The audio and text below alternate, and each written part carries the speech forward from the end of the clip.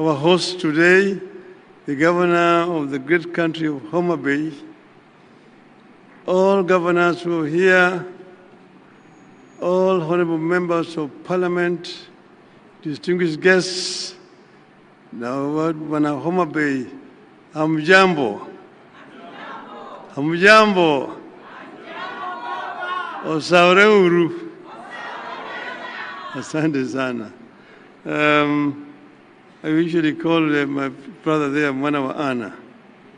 And he has done a good job of introducing me here to this audience. I came earlier. I did not know that I was scheduled to talk at 5 o'clock. But I said, now that I'm here, because I'm here, I need to be given a chance to greet the people. So we are very happy that the county of Homabay is hosting this conference this year. Now we've been here just a few months ago when we had a very electrifying Madaraka Day 2 months ago. And it looks like the evolution 2025 is not any different. I was very happy and pleased when I arrived here and I was taken to a park, just a small park in the Homabay, where this county is trying to remember a very great son of this county, the late Honorable Homabay. I was very, very pleased indeed, because Homabay is was the architect of the devolution. I myself was very passionate about devolution, but Mbai had understood it much better than anybody else. So when we went to Bomas of Kenya, because I had hired him as my consultant, so when we went to Bomas of Kenya, and the debate started in earnest, and then I asked the chairman to give Mbai a chance to address the audience. When he spoke that day in Bomas of Kenya, and he spoke for nearly 10 minutes without break, and by the time he finished, the whole hall backed into cheers, and they all cheered Mbai and said that that gentleman should be the chairman of the devolution committee. And that is how it became, that Mumbai became the chair of the devolution committee. And as the chair of the devolution committee, he navigated very dangerous corners, because as you know, I've been mentioning several times that devolution had then and even today very powerful enemies. He was able to create proper benchmarks to be met, and because of that he became a marks person. And as I've said several times, Mbai would not see the new constitution. In broad daylight, in front of his children, they moved in to his house and shot him and fatally wounded him. So it is fitting that today we are here actually celebrating this day in Homabay, not very far away from Mbai's home, right just next door here. And today I really want to make an appeal to the Council of Governors, because Mbai left a young family, young wife and children. And if the Council of Governors can see it fit that you get a kind of a fund, a small fund, you can just put in 5,000 shillings a month, that will go a long way to help the family of the little Homabay. It's an appeal. But then, let's get back to business. And let me begin by declaring a familiar interest. I believe in devolution. I believe in more, not less devolution. I believe in a balance of power between Nairobi and the counties. None should stand in the way of the other. I believe in strong county executives oversighted by equally strong county assemblies. I believe in a Kenya that sees the strength of each of the 47 counties as the strength of Kenya. But let me say, county government are supposed to be oversighted by county assemblies, not the Senate. So therefore, it is unnecessary for Senate to be summoning governors to go to appear before senators in Nairobi. Only the public accounts and the public investment committees should summon not even governors, the chief executives of the county government. It's a waste of time, all the time summoning governors to come to appear before parliamentary committees. Centralism still has strong supporters, but I believe its days are in the past. Centralism comes with some bad habits.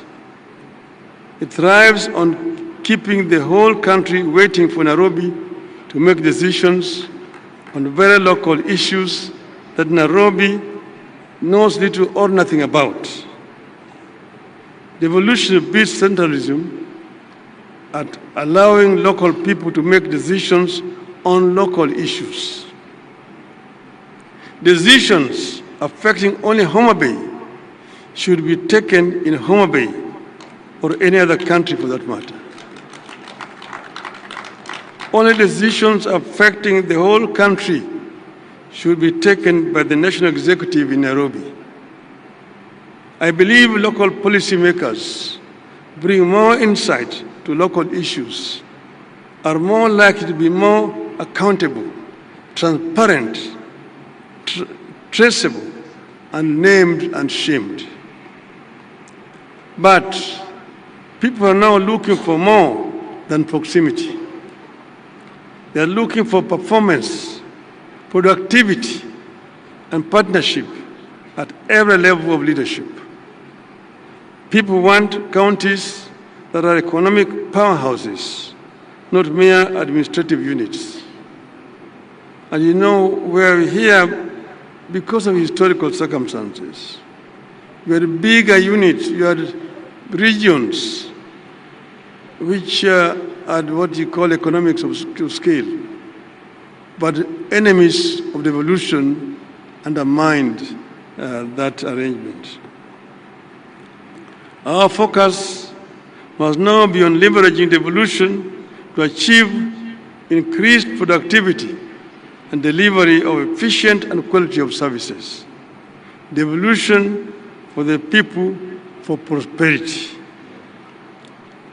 People need more integration and coordination, not just between the county and national government, but also between counties. We want to see Wajir, for instance, having more collaboration with Garissa or Machakos with Kajiado, and complement each other instead of competing for destruction. So I want to share some reflections on how devolution can be revolutionized and how county and national governments can adopt and lead the country into an equitable future. A future in which we all accept that each part of the country is unique in its own way, has its own history, challenges, strengths, and ambitions. Only when all parts of Kenya pull together in one desired direction will we achieve prosperity for all. the counties are not equal or similar. Even this region, for example, you take Homabay, next door is Kisii, you see, and then the other door is also Migori. The three counties are not equal or similar. In Homabay here, they are like monoethnic. They can afford to talk the Luo Upper. Even the Suba speak the Luo. In Kisii, in Kisii they're also monoethnic. When you go to Migori, they are bilingual. There are Koreans there, and there are the Luos there. So you cannot speak Luo in an assembly in Migori. See, in Kisumu, next door, different from Homabay, though they share the lake. Kisumu has an international airport. Kisumu has a railway line. Homabay does not have a railway line, does not have an international airport, and so on and so forth. So counties differ. So, where are we at this stage? The evolution is a process, not an event. It is about finding a balance between national and local aspirations. In this regard, we have made some significant progress. The most important step we have made is to make it the core principle behind devolution widely accepted. The principle of doing locally what is best done locally, and nationally only what is best done at the national level. But devolution must undergo continuous review and reinvention. The world is changing fast. So is Kenya. In 25 years from today, just from today, we will be in a Kenya of over 80 million people. Look at 25 years from today, it's just a turn of the century. And today is 25 years from then. From 25 years from now, we are going to have 80 million people living in this country. The eyes of our people will be on their counties. Our counties will either be engines of innovation or bottlenecks of frustration. The choice is ours, and we must choose boldly. We need to watch against the transfer of power and resources from Nairobi only for the same to be hoarded at county headquarters. We have to continuously ensure local communities access the devolved power and resources and have the power to decide where funding goes and how the services and projects are run. The formulation of county integrated development plans must therefore be more serious and truly consultative, not mere procedures. Those CIPDs, DPs, must also be implemented to the letter with much more regular references to the people. Needless to say, we have to cut the controlling hand of the national government. We must continuously push the national government to stop micromanaging counties.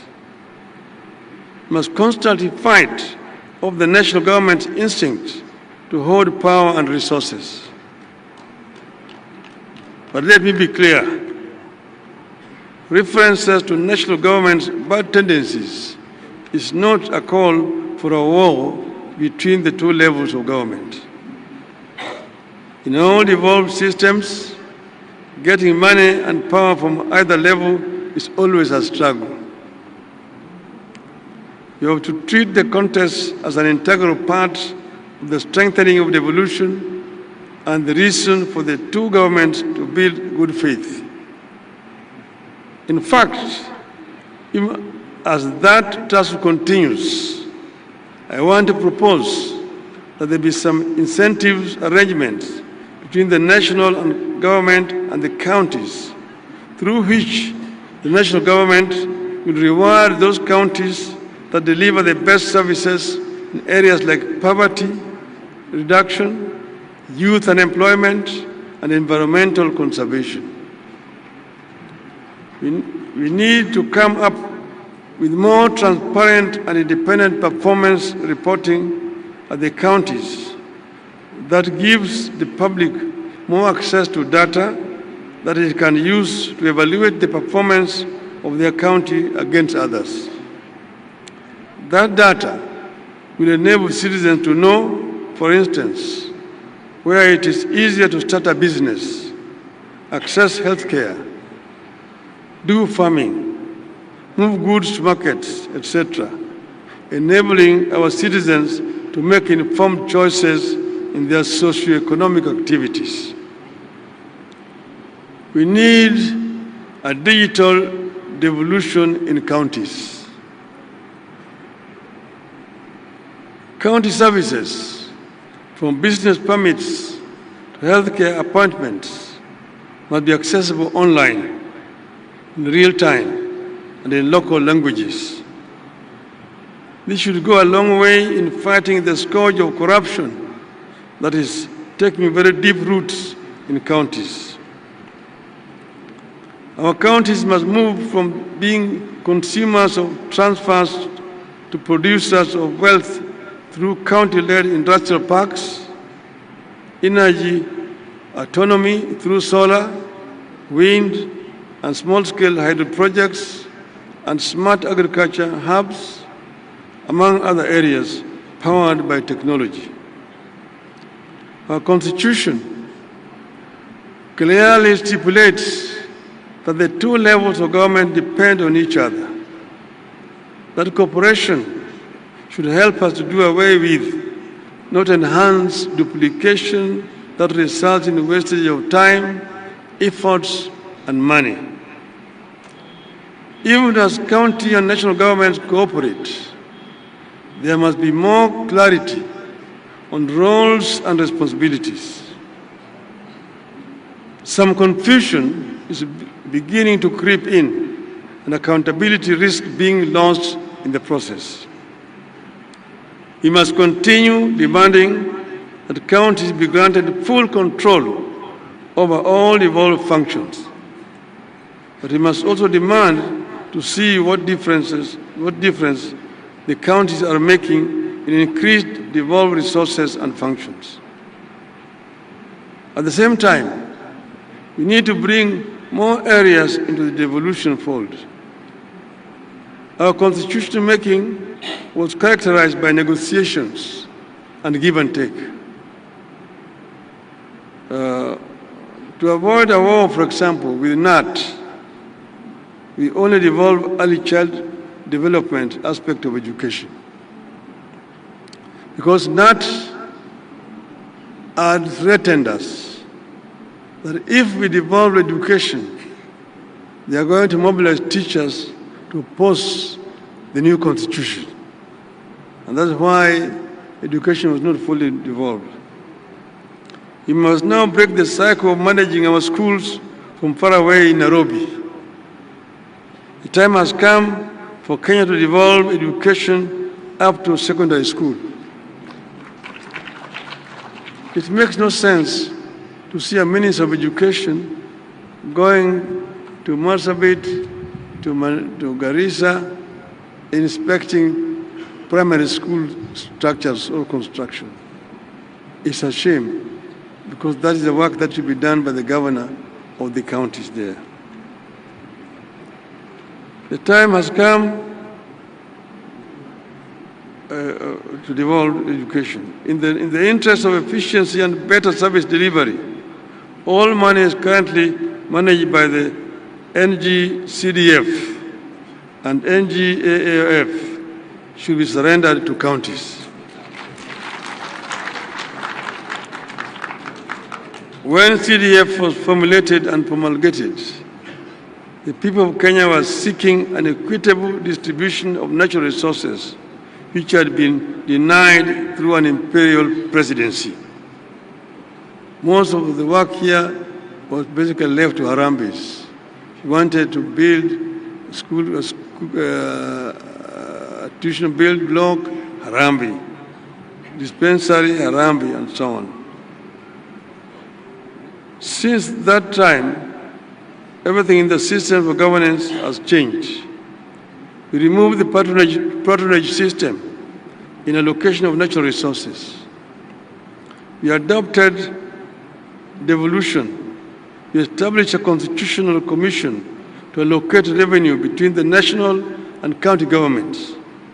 We empowered the parliament on budgetary matters. Everything Kenyans have done to re-establish good governance has made the CDF system obsolete. It is serving no known role in the new constitutional architecture, and it is no longer relevant in the new constitutional dispensation. Indeed, the only thing this system does is to pervert the role of the representative of the people and to deflect their attention from duties placed upon them by the Constitution. The legislatures are elected to represent the people, to legislate, and to oversight the national government. It is not their business to be distributing bursaries or be constructing classrooms and so on. Those are the work of the county government. Well, the MPs are constructing roads, constructing schools and hospitals. The same goes for infrastructure development. There is no reason for Nairobi-based agencies to continue flying over counties and construct roads in our urban centers and within our counties. I strongly believe that time has come for the authority over urban and rural roads to be handed over to counties, while the national government manages international highways and national trunk roads. I was the Minister for Roads, Public Works and Housing. I'm the one who took the bill to Parliament to create Kera, Kura, and Kenha. But that was under a unitary system of government at that time. With a devolved system of government, there's no need for somebody sitting in Nairobi to be in charge of rural roads in Homabay or Kiambu or Lambu, for example. So this is an idea whose time has come. It does not make sense that some roads in Kisumu town cannot be managed by the governor of Kisumu. That somebody sitting in Nairobi called Kura who claimed those roads as his roads. The same thing in Mombasa, Eldoret, Nakuru, and so on. I know the better way to power this economy there's no better way to power this economy than to have major road construction works going on across all the 47 counties at the same time. I am well aware that some of these functions are currently not devolved and may require constitutional amendments to be transferred to counties. But through delegation of functions and legislation, we can get this work done and in the process take more power and resources and prosperity to the people. Finally, I want to address two other issues. One, the governors have mentioned it, that governors serve the counties and they can serve 1 term, 2 terms. I've got a number of governors who have served 2 terms. In Parliament, we did an amendment so that any member of Parliament who serves 2 terms is automatically entitled to a pension. Why can we not do the same thing to the governors? A governor who has served 2 terms needs to be entitled automatically to a pension. So this is a recommendation that should come from Homabay. And members of parliament should seize this matter and go and move an amendment in parliament. Okay? Second thing is issue of corruption. You see, corruption is not confined to the counties, and I'm happy that the president talked about this. I talked about it the other day. Our society will not develop until we manage this animal, this beast called corruption. And it is in all aspects of our lives. First, you talk about executive. It is rampant in the executive. Not at county only, first at the national level. In the procurement and in revenue collection, that's where it resides. Revenue collection, these revenue officers, whether it be the customs officers, they be income tax, they be VAT officers, there's a lot of pilferage in that right. There's a lot of leakages. And then procurement officers. Again, here there's an area where there's a lot of pilferage. You're procuring so expensively. You'll be told now you're building affordable housing. But at what cost? At what cost are you building the affordable housing? Yeah? And all that eventually is burden pushed to the taxpayer. So this is an area where we need to face these enemies of our society squarely in procurement and in revenue collection. The other area here is, and this is both at the national and at the county level. Then go over to the legislature. Again, it's domiciled in legislature.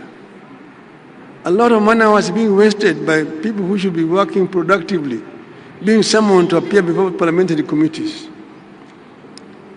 And you find parliamentary committees sometimes saying, we are cancelling this project. They're only doing that because they've been funded by a contractor who lost the contract. When there's a tender, there must be a winner. And once that the tender has been awarded, the contractors who lost will look for the member of parliament or an MCA. Or the contract has been corruptly awarded. Then immediately they now summon the minister or the PS to come, and you want to investigate this. They shout a lot, make a lot of noise, but basically they are being paid by the losing contractor.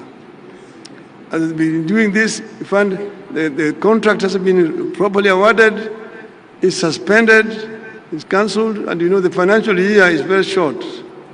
By the time you awarded the contract, it is September. If somebody goes and suspends it, you will be into the new year. The whole financial year is wasted, money is not spent. So Parliament must also be brought on board properly, because Parliament is also actually impeding implementation of government projects by being corrupted by contractors. And then, come over to judiciary.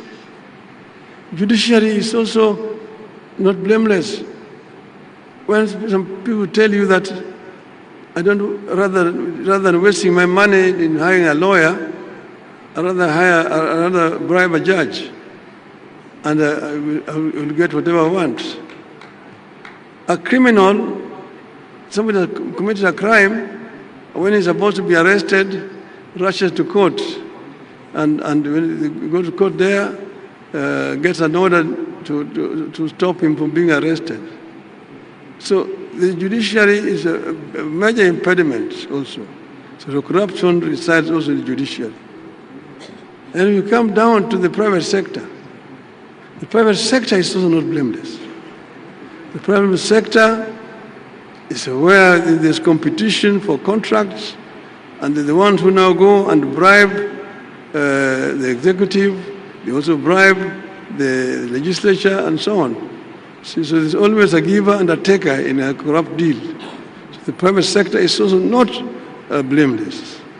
The media is also not blameless here. The media is very much deeply involved. If you see the media saying, oh, we are exposing corruption here, they have been paid. That we have done a professional investigation exposing corruption in the legislature, or in judiciary, in the executive. They themselves have been paid to do what they're doing. So the media is not blameless in this one here. So we need to deal with this issue squarely by looking at this animal called corruption, the face, and dealing with it. That's the only way that our country will be able to move forward. I thank you very much for listening to me.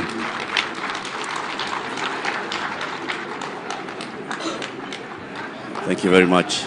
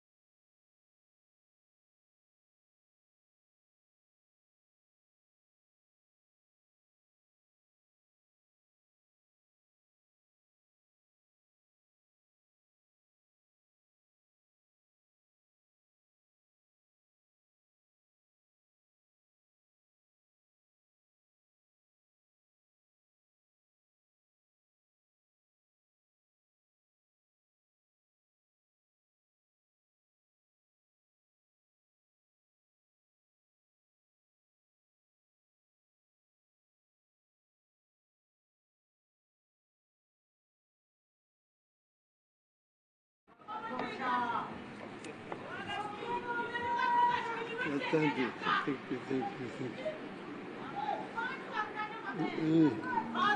This is.